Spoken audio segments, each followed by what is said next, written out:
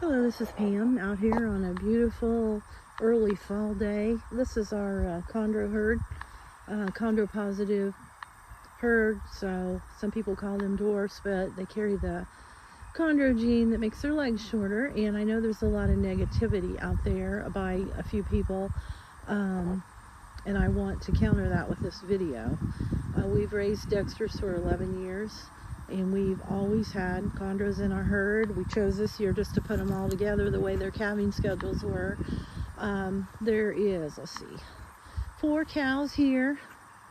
The steer, this red one over here, and the flies are bad. It's only 66 degrees today, but I'm ready to get rid of the flies.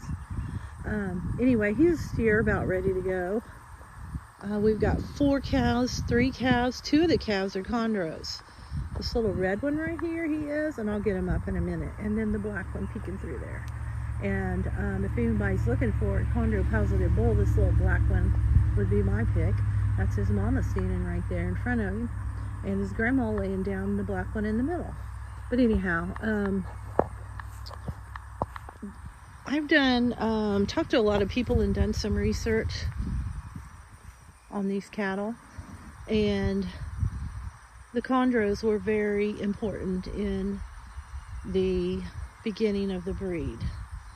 They brought a lot of qualities to the breed, and they still do, in my opinion.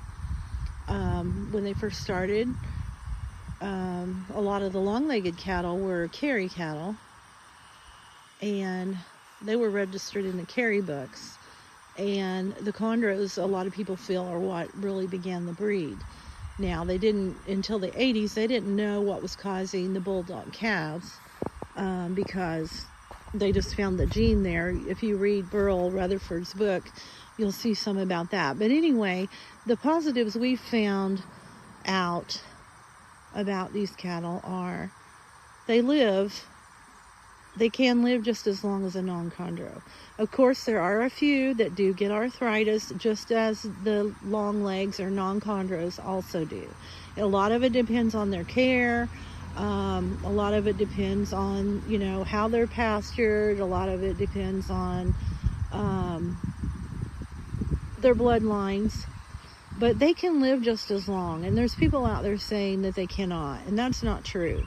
There are some that have issues, and there's some that do not. And there's long-legged non-chondro cattle that can get arthritis also, and some do not. So it's just kind of like, this is very similar to humans. Humans have dwarfs. There's certain families that have arthritis more, in their family than others. And so I don't think that's a good reason to get rid of them. We have found that a lot of our chondro carriers are very good milk producers. This one here, she's got a pretty good udder, so does her mama. And before Ginger lays down over here, this red one's standing up. I'll show you hers.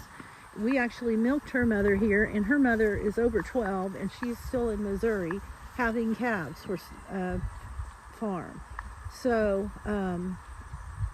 some of these chondro girls, especially Ginger there, has had us some really nice calves, even the long-legged calves.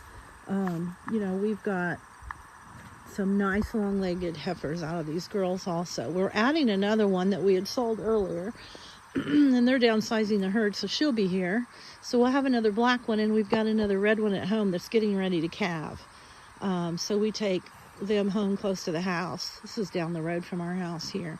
So we take them home, just so that we can be around and watch the calves and put their ear tags in and test them. But we have found that chondros take less input and they provide more output. They are not as hard on pastures, in our opinion. They take less feed to stay fat. The steer meat is excellent. I mean, excellent. Maybe even better than a non-chondro. I mean, it's just very good.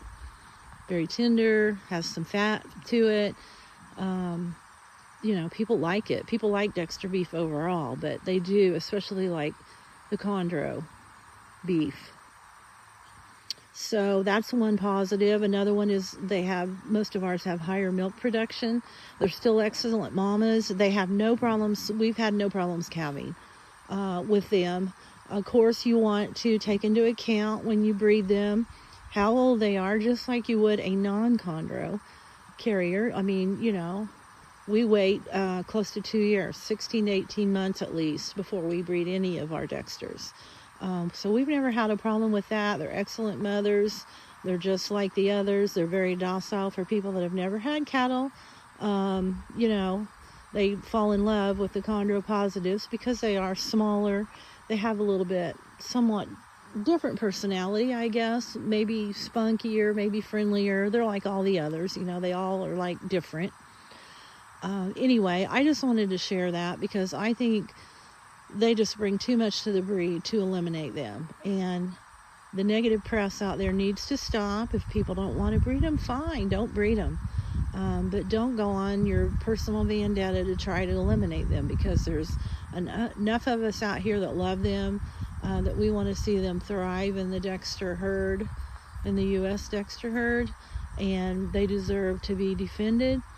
And I think there's people out there that's going to do it. If you don't, it's certainly a choice. You don't want to, fine. You want to, great. You shouldn't be discouraged from doing that. So make your personal choices for your own farm, but don't overlook our little, I call them shorties, that are chondro positive dwarfs. Because we sure do love them here, and we invite farm visits, and reach out to us if you have any questions on this. Be glad to help you find the answers if we don't have them. So just a little information on chondro positive cattle. Hope you'll check them out. Thank you.